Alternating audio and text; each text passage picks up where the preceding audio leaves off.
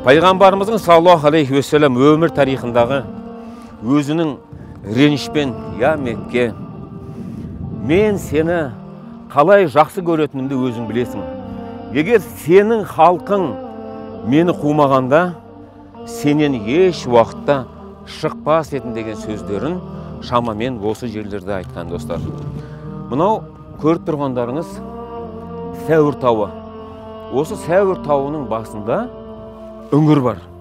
Пайғамбарымыз саллаллаху алейхи уассалам Меккеден Мединаға көшкен кезде осы Сәуір тауына көтеріліп, сол үңгірде Абу Бакырмен бірге тығылған.